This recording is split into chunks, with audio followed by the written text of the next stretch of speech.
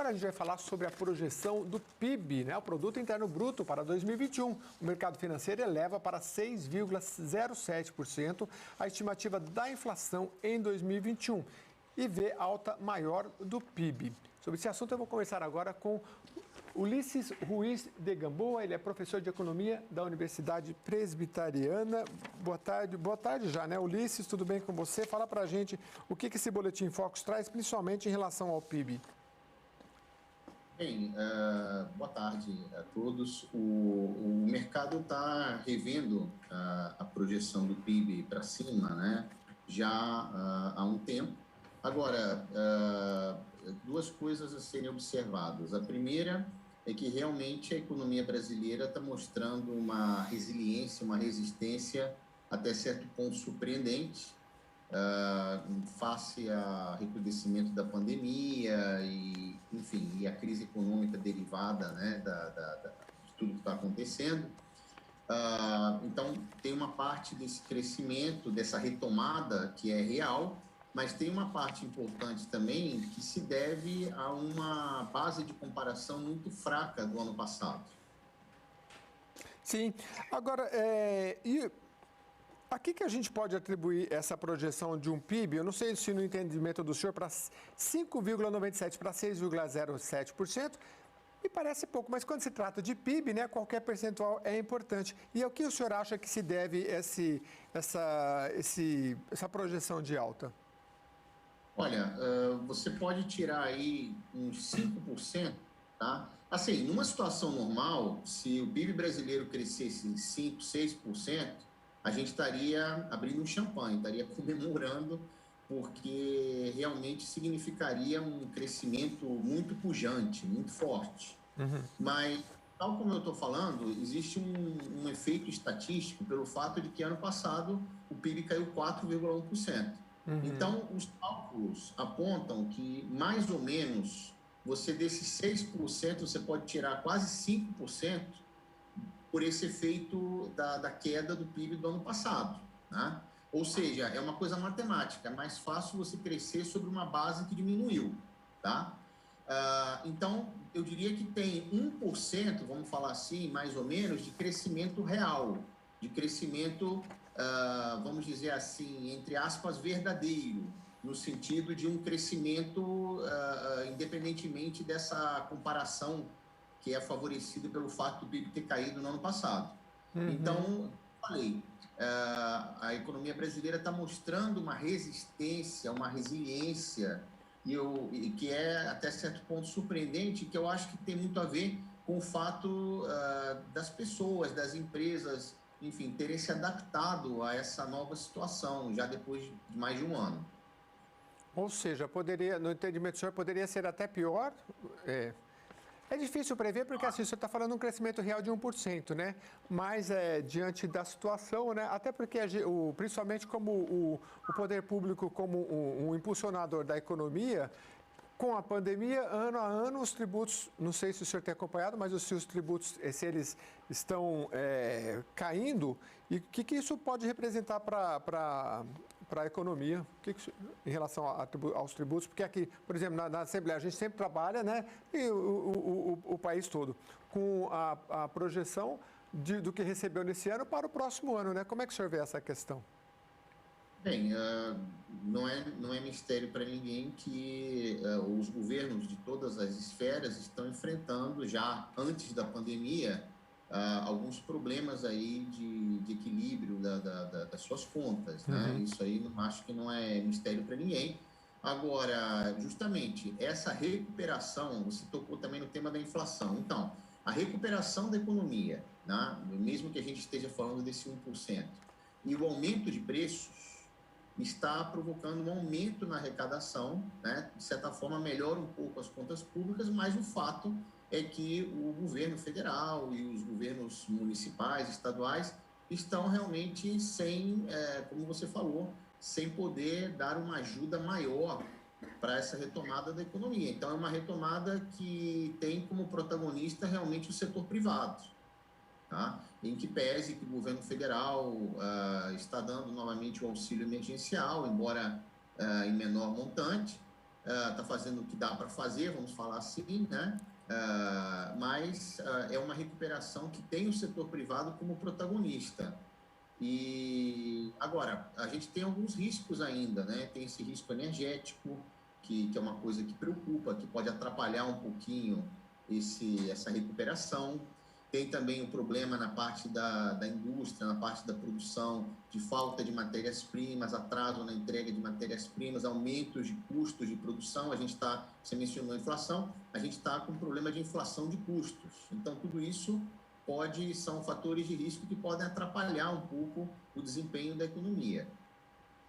Inflação de custo, por exemplo, no ramo da construção civil, me parece que os materiais estão caros, né? Isso pode até encarecer os próximos, pelo menos assim eu acompanhei um pouquinho, e isso é ruim. Agora, como é que, em relação à taxa Selic, o senhor acredita que ainda ela está baixa e a relação dela com a inflação? Porque a gente vive um período em que tem muita gente desempregada, as pessoas ganhando pouco, e mesmo assim a taxa, um receio de uma inflação, né? Que não é a inflação geralmente se dá quando o país está pujante, tem muito dinheiro para todo mundo, né? Como é que é essa relação agora de inflação alta e baixo poder aquisitivo? Então, é ruim, mas o que acontece? Quando você fala da inflação pujante, você está pensando em inflação pelo lado do consumo, da demanda. Uhum. Realmente não é por esse lado, não é por aí. É uma inflação de custos, que é ruim, porque é uma situação que você tem mais inflação e isso, justamente como é uma inflação de custos, afeta a parte da produção, sem que você tenha aquele lado positivo de estimular a atividade econômica. Ao contrário, os custos de produção aumentando e justamente face à dificuldade das famílias de comprar, né, os itens, dificulta o repasse desse maior custo para maiores preços. Há um repasse, tem uma inflação de custos, mas ainda assim, para a produção, é um cenário ruim, para a economia é um cenário ruim. Na verdade, quando você menciona a inflação pujante, você tem o lado da inflação, mas tem o lado do estímulo da economia. Quando a inflação é de demanda, motivada pelo excesso de consumo. Não é o caso, naturalmente. O caso que a gente está vivendo é uma inflação impulsionada pelo aumento de custos de produção. Então, é ruim porque você tem mais inflação, que tira poder aquisitivo das famílias que já estão pauperizadas aí com a crise, e, ao mesmo tempo, você não estimula a atividade econômica. Exatamente. Hoje, o nosso maior parceiro de exportação, eu queria que você falasse um pouquinho do peso da exportação. É a China, e já foi ultrapassado pelos Estados Unidos. E como é que o senhor acha que tem que se ver isso? Porque me parece que o agronegócio é ainda um grande impulsionador aí da economia do Brasil. Eu queria que o senhor falasse um pouquinho do peso do agronegócio, do peso das exportações, se pode nos salvar em algum momento. Já está salvando, né? O resultado do PIB do primeiro trimestre desse ano, ele foi bastante influenciado pelo bom desempenho do agronegócio e das exportações. E aí também entra a indústria, tá? A indústria também está entrando aí nesse crescimento das nossas exportações. Então, na verdade, o setor externo, a recuperação da China, que é o nosso principal sócio comercial, nosso principal cliente em termos de exportação de matérias-primas, que é mais ou menos metade das exportações brasileiras, tanto a China quanto a economia mundial estão mostrando uma recuperação mais rápida, mais forte do que se imaginava. E isso aí tem os dois lados, né? A economia é complicado porque você sempre tem os dois lados. Por um lado é bom, porque você está aumentando muito o preço das matérias-primas que o Brasil vende lá fora, e isso explica uma parte importante do crescimento das exportações e do próprio PIB, tá certo? Porque é produção nacional, no final das contas. Mas tem o lado ruim, que justamente está aumentando o preço de matérias-primas que são insumo usados na economia brasileira. E, além do mais, a gente tem toda a questão do risco político, que faz aumentar a taxa de câmbio. Então, o que acontece? O custo das matérias-primas, ele tem um duplo aumento.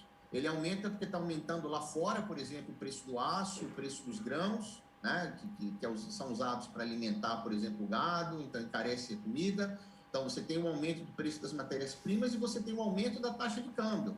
Então, os dois somados, eles produzem um duplo aumento nos custos de produção, tá? Agora, o agronegócio deve continuar sendo o nosso motor e, em parte, a indústria também. A indústria também está se recuperando de uma forma até surpreendente e também muito motivada pela parte das exportações e a reposição de estoques.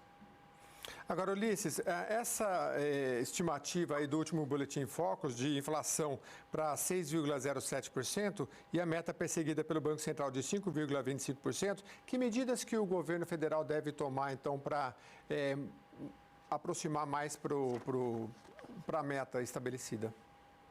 Olha, o papel aí é do Banco Central, né? O Banco Central é autônomo, o papel é do Banco Central. A meta de inflação pela lei, digamos, ela é perseguida e ela é responsabilidade do Banco Central, tá?